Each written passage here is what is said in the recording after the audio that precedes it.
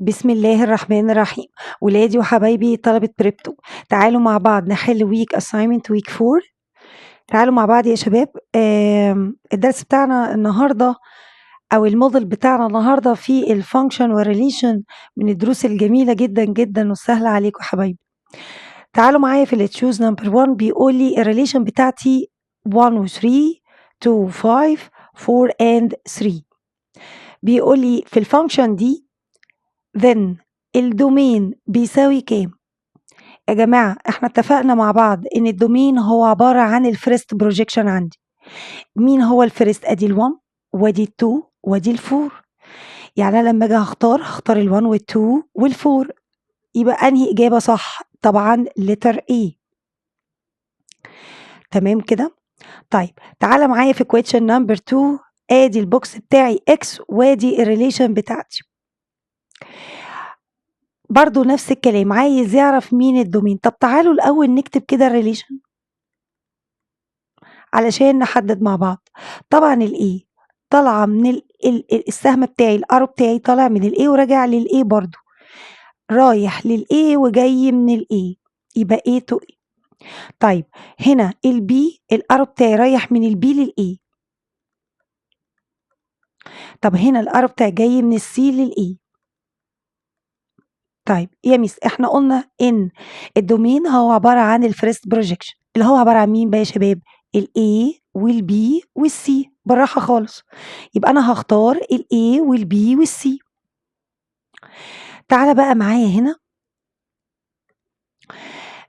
اول مسألة في المسائل المقالية بتاعتنا، قال لي ان الاكس 0 1 و 2 و 3 والواي 1 و 2 و 4 و 5 و 6. اتفقنا مع بعض ان احنا لازم نحدد حاجات معينة. اولا الريليشن بتاعتي قال لي اكس تو واي، وطبعا الرول اللي انا همشي عليها اللي هي a بلس البي equal 6. واتفقنا مع بعض ان الاي دي معناها اكس والبي معناها الواي، وهو اللي قايل لي الكلام ده. يبقى انا لما اشوف الاي والبي ما تقوليش الاي والبي جت منين، هو قايل لي اعتبر ان الاي اكس واعتبر ان البي بواي. زي ما كان في الهوم ورك بتاعنا، مديني المسألة وطالب كذا سؤال A و B و C و D و E. أول سؤال عندي هنعمله مع بعض الA، طالب مني الريليشن. طيب أنا عايز أعرف مين اللي في X بلس الواي يدينا 6. ادي الريليشن بتاعتي، هقول R equal براكت كبير براكت صغير. ها تعالى بقى نجرب كل واحد منهم. 0 بلس ال1 تدينا 6؟ لا، 0 بلس مين من هنا يدينا 6؟ يبقى 0 بلس ال6. تمام، الزيرو كده خلصته. طيب ال1 بلس كام من هنا يدينا 6؟ 1 بلس ال5 يا ميس. تمام. طب ال2 بلس مين من هنا يدينا 6؟ 2 بلس ال4. طيب ال3 بلس مين من هنا يدينا 6؟ ما عنديش غير 3 بلس 3، وانا عندي الجروب التاني ده ما فيهوش 3 اصلا، يبقى اذا الريليشن بتاعتي خلصت على كده. تاني طلب هو طالبه مني، عايز الريليشن ان تيبل. اتفقنا مع بعض التيبل، انا بصوا ادي دي اجابه ايه، هكتب بي جنبها لان طبعا ما فيش مكان قوي يعني. ادي هعمل التيبل بتاعي، واتفقنا مع بعض ان انا هعمل الاكس والواي. يلا نركز بقى مع بعض. طيب اما كانت الاكس بزيرو، الواي كانت بكام؟ ب6. طب لما الاكس كانت ب1، الواي كانت بكام؟ ب5. طب لما الاكس كانت ب2، الواي كانت بكام؟ كانت ب4. واقفل التيبل بتاعي على كده. طبعا حضرتك هتعمله بقى بالرصاص او كله اتشال. حضرتك هتعمل التيبل بتاعك بالرصاص، فهيبقى بالنسبة لك سهل تظبطه. طيب تعالى معايا في question C. طالب مني ان انا اعمل الكلام ده باي ارو دايجرام.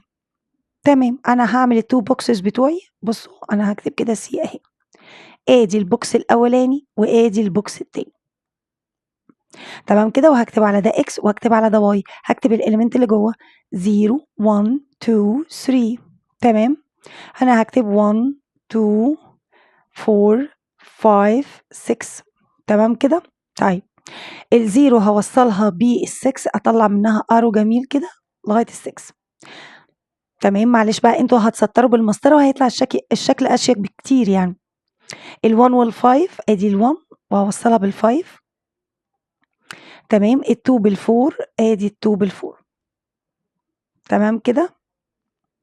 طيب question دي طالب الكلام ده كارتيزيان دايجرام. احنا اتفقنا مع بعض بقى لما نيجي نعمل الكارتيزيان دايجرام برضو بالمسطره، معلش بقى ايه، سامحوني لو طلع مش مظبوط. ادي كده الاكس بتاعتي 0 1 2 و 3 هنا اهو كام 1 2 4 5 6 وهنا الواي. طيب احنا يعني انا اتفقت مع اولادي ان احنا هنسطر بقى من اولها كده. تمام، وبعدين هنطلع. الزيرو كانت عند مين؟ السكس، فانا هنزل كده خلاص كده. طيب ال1 كانت عند ال5، البوينت اهي اوصل كده. ال2 كانت عند مين؟ ال4 واوصل كده. تمام كده يا شباب؟ خلاص دوت الكارتيزيان دايجرام. اي طالب الدومين وطالب الرينج.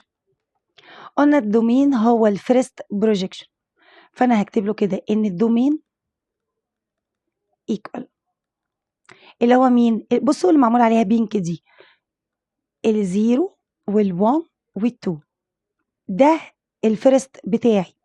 طيب الرينج يا جماعه، قلنا الرينج هو اللي واصل له الارو، اللي رايح له الارو، او اللي موجود في السكند بروجيكشن اللي هو مين بقى؟ اللي هو ال6 وال5 وال4. يبقى انا هقول له كده بس ارتبهم 4 و5 و6. ده كده اول سؤال. تعالى معايا السؤال اللي بعده. ادي الاكس والريليشن بتاعتي اون اكس، يعني اكس تو اكس. تمام كده؟ طيب قال لي والله حضرتك لما تعمل البي بلس الاي يطلع لي اود نمبر. في بعض الولاد لغايه دلوقتي ما يعرفوش يعني ايه اود. يا شباب الاود نمبر هي عباره عن الارقام الفرديه من الاخر كده، اللي هي ال1 وال3 5 7 9 11 and so on. تمام كده؟ طيب اول طلب عندي هو طالب الريليشن بتاعتي. انا هكتب له ادي الريليشن براكت كبير براكت صغير. ايه الرقمين اللي لو عملت لهم بلس يطلع اود؟ انا همسك رقم رقم واوزعه على نفسه، يعني ال1 بلس مين من هنا يطلع لي النمبر اود. 1 بلس 1 2 even. 1 بلس 2 3 اود، يبقى ال1 وال2 اول حاجه. طيب 1 و3 4 ده even مش اود، كده ال1 خلصت. تعالى معايا في ال2 2 1 3 اود. تمام، 2 2 يديني 4 even ما تنفعش. طيب 2 3 5 تنفع ديت اود. ابتدي اوزع ال3 مع ال1 4 even ما تنفعش. ال3 مع ال2 تنفع 5. طيب 3 و3 6 even ما تنفعش، يبقى ده بالنسبه لي الاود نمبر. طيب عايزه اكتب الريليشن تيبل نفس الكلام، يبقى كده ده قلنا اجابه الايه. تعالى معايا في اجابه البي، هعمل التيبل بتاعي. طلع تخين قوي. نصغره شويه بس. تعالوا معايا يا شباب، يعني يبقى معقول كده ماشي. ادي الاكس وادي الواي. لما الاكس كانت ب1 الواي كانت ب2. لما الاكس كانت ب2 الواي كانت ب1. لما الاكس كانت ب2 الواي كانت ب3. لما الاكس كانت ب3 الواي كانت ب2. تمام كده؟ طيب تعالى معايا في الارو دايجرام.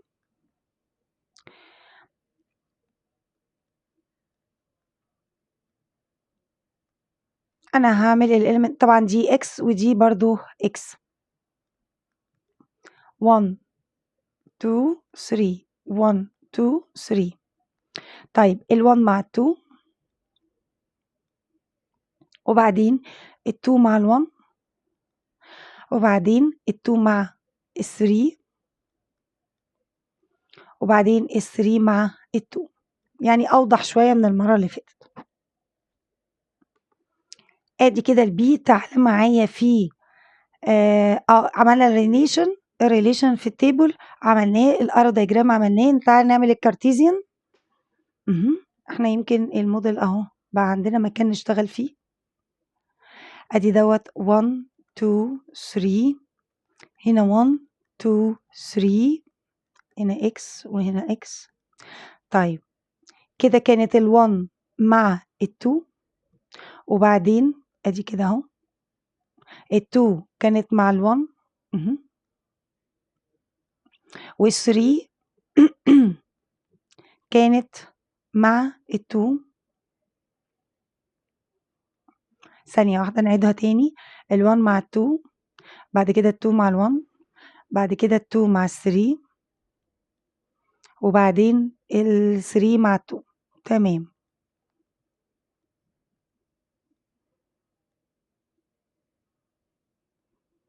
طبعا البوينت بتاعتنا تبقى متظبطة أكتر بالمسطرة.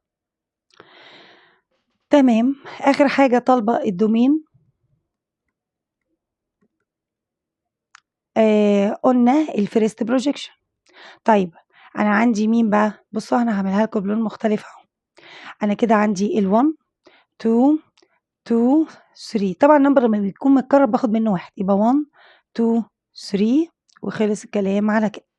طيب الرينج بتاعي هو السكند بروجيكشن ده اللي اتفقنا عليه. مين السكند؟ ادي كده 2 1 3 2. يبقى كده بالنسبه لي الرينج 1 2 3، والرقم المتكرر انا ما باخدوش تاني.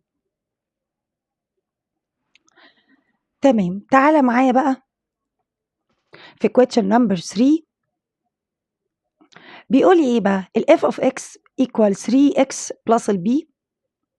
قال لي لو ال x دي بتاعتي ب 4 equal 15، عايزني اجيب قيمة ده.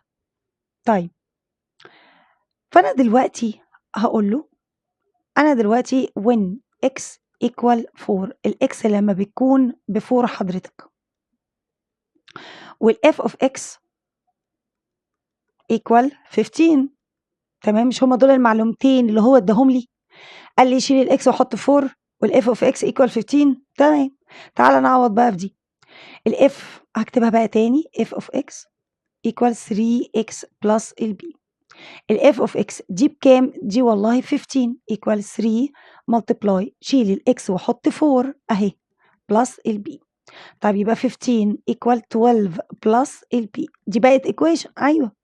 يبقى البي بتساوي 15 minus ال 12. طبعا هودي دي الناحية التانية. يبقى البي equal كام يا شباب؟ equal 3. يبقى انا طلعت البي كده ب 3. حضرتك ابتدي عوض الناحية التانية. 5b باور 2 plus 2b minus 20. يبقى انا هقول 5 multiply البي عندي ب 3، يبقى 3 باور 2 بلس 2 multiply 3 minus 20. طيب 3 باور 2 ب 9، يبقى 5 multiply 9 بلس 2 times 3 minus 20. دي كده على بعض 45 بلس دي كده على بعض ب 6 minus 20. على الآلة حضرتك هتطلعها بكام؟ ب 31. كده بقى احنا خلصنا موديل A. تعالى معايا نحل موديل B. نفس الكلام، جايب لي الريليشن وطالب مني الدومين. الدومين هو عبارة عن الفيرست بروجيكشن بتاعي، فأنا هيبقى 3 و4 و1 3 و4 و5. برافو عليكم. تمام كده. تمام. يبقى أنا هختار أنهي إجابة؟ الإجابة B. نفس الكلام في question number 2. الراجل طالب الدومين. طب أطلع الريليشن الأول من المسألة. يبقى الريليشن بتاعتي A طالعة، يعني الارو بتاعي طالع من A وراجع له تاني، يبقى A و A. B رايح A C رايح A.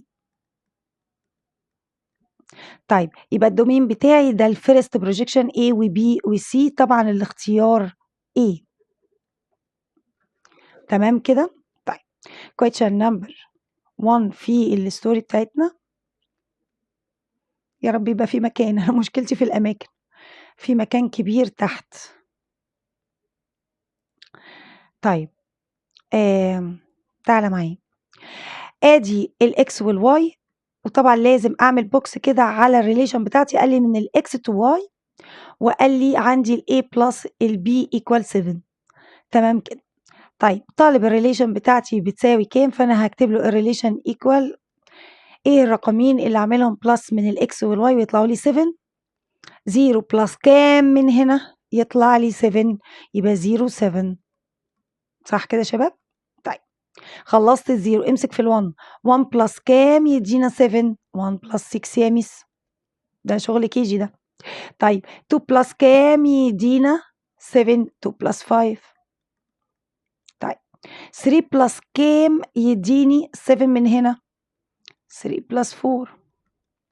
طب ال4 بلس كام يدينا 7؟ المفروض 4 بلس 3، بس انا الجروب ده ما عنديش فيه 3، يبقى انا الريليشن بتاعتي اتقفلت على كده. الراجل طالب الريليشن تيبل، ادي التيبل بتاعي اهو، ادي الاكس وادي الواي. لما الاكس كانت بزيرو الواي كانت ب7، لما الاكس كانت ب1 الواي ب6، لما الاكس كانت ب2 الواي كانت ب5. طيب لما الاكس كانت ب3 الواي كانت بال4. تمام. عايزه الارو دايجرام. احنا كده عملنا الاي والبي. تعالى معايا في السي. شايف وانا بحل بعمل علامه صح على السؤال اللي انا بحله؟ لان ممكن وانت وسط الزحمه وانت بتحل تفوت سؤال. علم على السؤال اللي انت جاوبته، يطلع يقول لي الطالب انا نسيت، انا ما خدتش بالي. لا مفيش الكلام ده. طيب ادي الاكس وادي الواي، هكتب كده 0 1 2 3 4، وبعدين هكتب هنا 1 2 4 5 6 7. طبعا انتوا بقى هتعملوا البوكسات يعني قدها بالظبط. طيب هعمل الارو بتاعي من ال0 لل7، واعمل الارو التاني من ال1 لل6، وبعدين ال2 لل5، وبعدين ال3 بال4، وبعدين خلاص كده. يبقى كده انا رسمت الارو دايجرام. تعالى معايا في الكارتيزيان، نفس الكلام، ادي الاكس وادي الواي. طيب الاكس الزيرو 1 2 3 4. طيب هنا 1 2 4 5 6 7. تمام كده. الزيرو وال7 هنحط لها بوينت، ال1 وال6 بوينت طبعا، ال2 وال5، ال3 وال4. خلاص.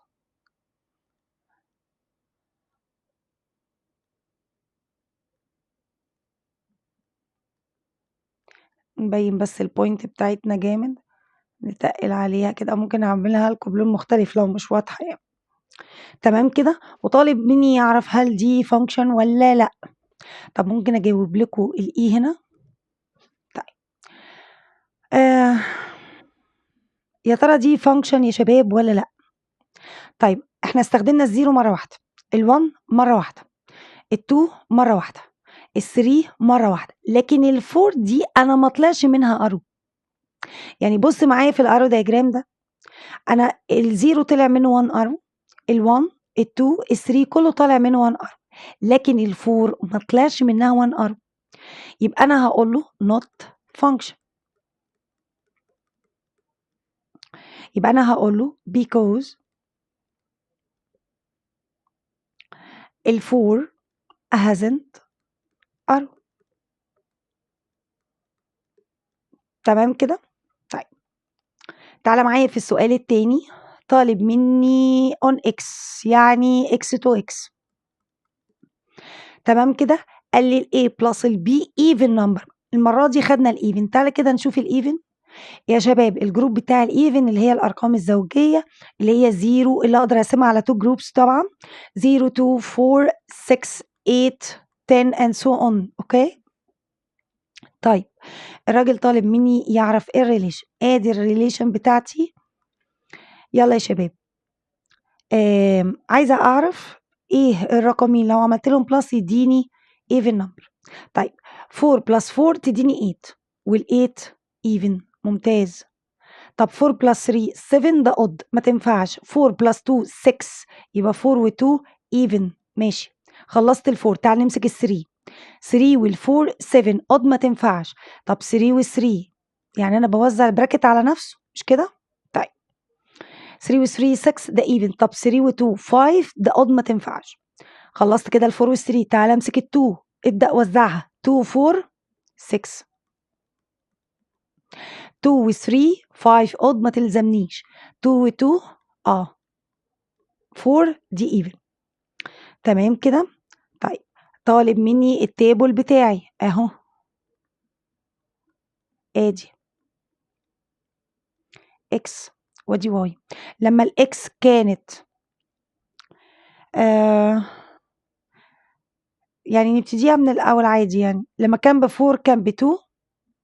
خلينا نبتديها من الاول خلاص كده. لما كان ب2 بقى ب2. لما كان ب2 بقى ب4. لما كانت الاكس ب3 الواي كانت ب3. لما كانت ب4 الواي بتاعتي كانت ب2. لما كانت ب4 الواي بتاعتي كانت ب4. تمام زي ما تقول رتبتها يعني من الصغير للكبير. طيب الارو دايجرام ادي الارو دايجرام بتاعي ده اكس وده اكس. طيب 4 3 2 4 3 2.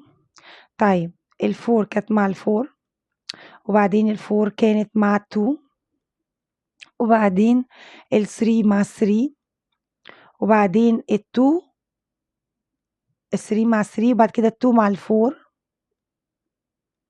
وبعد كده ال2 مع ال2. تمام كده يا شباب. الكارتيزيان دايجرام ممكن نعملهم في الحتة الصغيرة دي.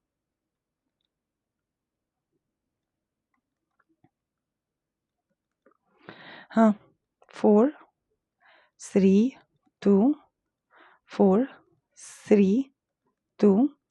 ال4 كانت مع ال4 وبعدين ال4 كانت مع ال2 برضو وبعدين 3 مع ال3 وبعدين ال2 مع ال4 وبعدين ال2 مع ال2.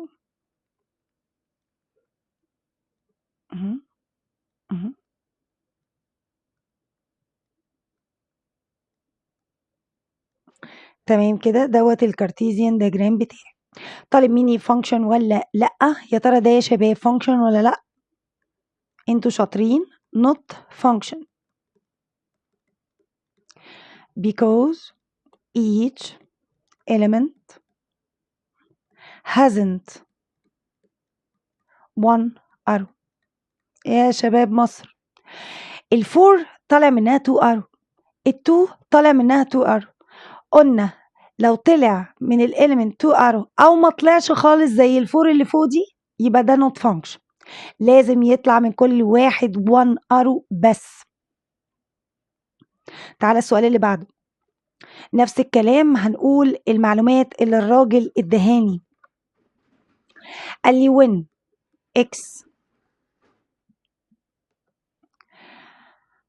x equal to. هو اداني الاكس ب2. هو اداني المعلومة دي وقال لي ان الاف of x equal 12. ودي المعلومة التانية اللي هو مديهاني. تمام كده. هبتدي اعوض بقى في دي. ادي الاف of x equal 5x plus البي. طيب الاف of x 12 equal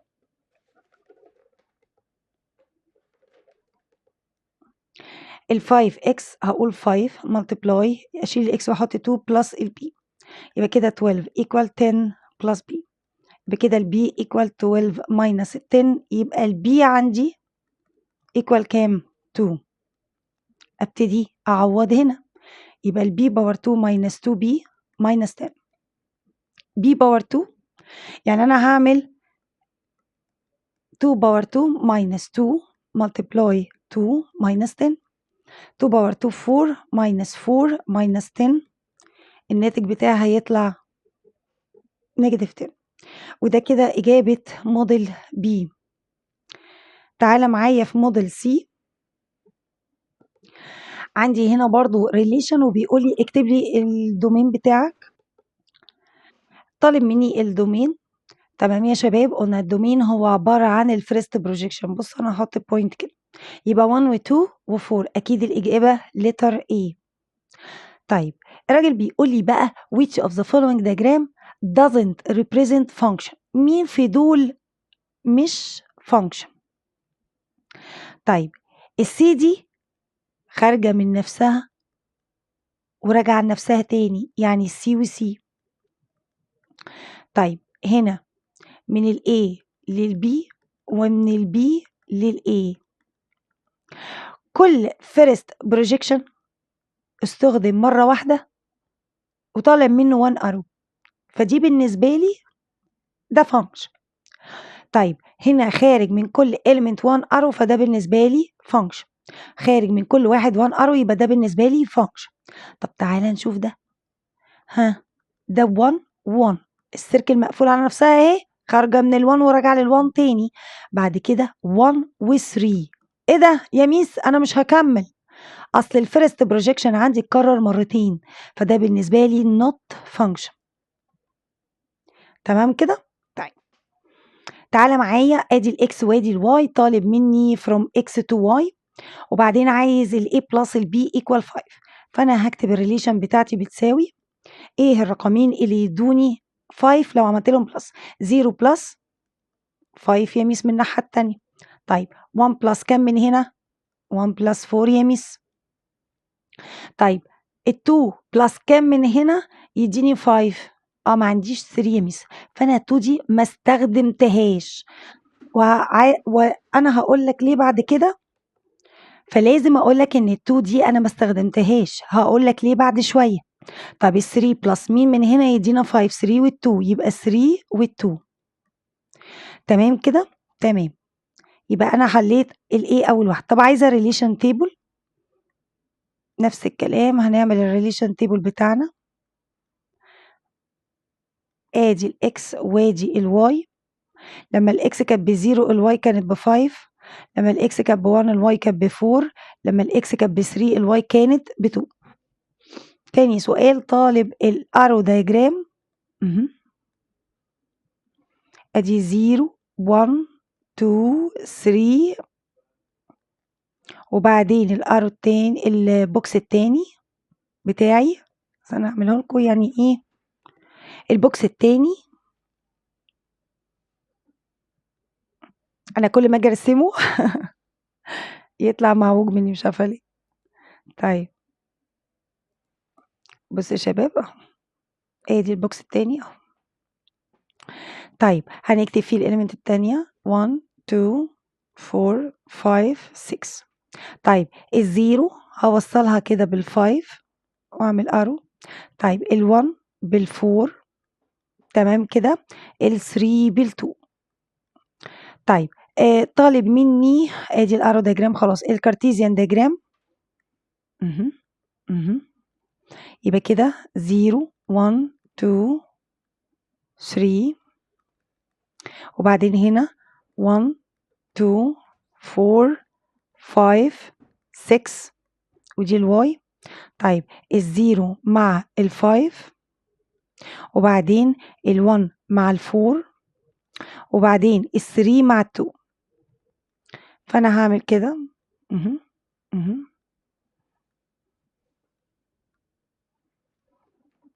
اها اها اها.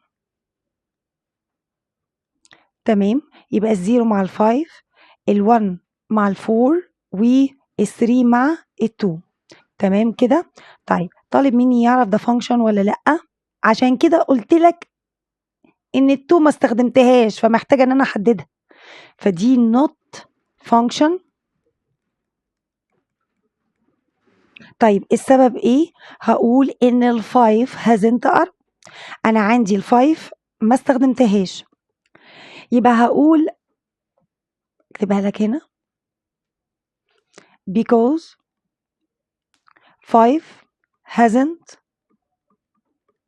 1 arrow، ما عندهاش 1 arrow. تعالى معايا في question number 2. قال لي الريليشن دي on x يعني x to x. تمام كده؟ طالبة إن ال A plus ال B هو عبارة عن number divisible by 3 يقبل divided by 3. طيب تعالى نشوف الريليشن بتاعتي هتتكتب ازاي. يبقى دي الريليشن بتاعتي، هقول كده ال 3 وال 3 هل divisible by 3؟ أو ال 3 plus 3 6 وال 6 divisible by 3 تقبل divided by 3 طبعا. يبقى 3 و 3. طيب 3 و 5، 3 و 5 يا شباب البلس بتاعهم ب 8. هل ال 8 دي اقدر اعملها divisible by 3؟ لا طبعا ما ينفعش. طيب ال 3 مع ال 9، 3 plus 9 equal 12 و 12 divisible by 3 تقبل divided by 3 يبقى 3 و 9. طيب ال 3 كده خلصتها. تعالى بقى ناخد ال 5 مع ال 3، 5 و 3 8 ما ينفعش divisible by 3 ما تنفعش. طب ال 5 وال 5 5 plus 5 equal 10 not divisible by 3. طيب ال 5 وال 9، ال 5 وال 9 14 وال 14 not divisible by 3. يبقى إذا أنا ما استخدمتش مين؟ ما استخدمتش ال 5 وهتلزمني بعد شوية. طب ال 9، 9 و 3 استخدمناها قبل كده. 9 و 5 قلنا ما تنفعش. 9 و 9، 9 وال 9 18 وال 18 divisible by 3. ده الريليشن بتاعتي. طب التيبل بتاعي أنا كده بعمل رايت دايما على الأسئلة اللي أنا بحلها عشان ما انساش سؤال. ادي التيبل بتاعي، ادي كده اكس وادي كده واي. لما الاكس كانت ب 3 الواي كانت ب 3. لما الاكس كانت ب 3 الواي كانت ب 9. لما الاكس كانت ب 9 الواي كانت ب 3. ولما الاكس كانت ب 9 الواي كانت ب 9. الارو دايجرام ادي الارو بتاعي، ادي البوكس بتاعي يعني. لا مش عاجبني البوكس ده. تمام كده. ادي الاكس وادي الاكس. هقول كده 3 5 9 3 5 9. طيب ال3 مرة مع ال3 وال3 مرة مع ال9 وبعدين ال9 مع ال3 وبعدين ال9 مع ال9. تمام كده. يبقى أنا كده عملت الارو دايجرام. تعالى معايا في الكارتيزيان. ادي كده 3 5 9 3 5 9. تمام كده. ال3 مع ال3 اهي، ال3 مع ال9 تاني. طيب ال5 أنا ما استخدمتهاش. ال9 وال3 وبعدين 9 و9.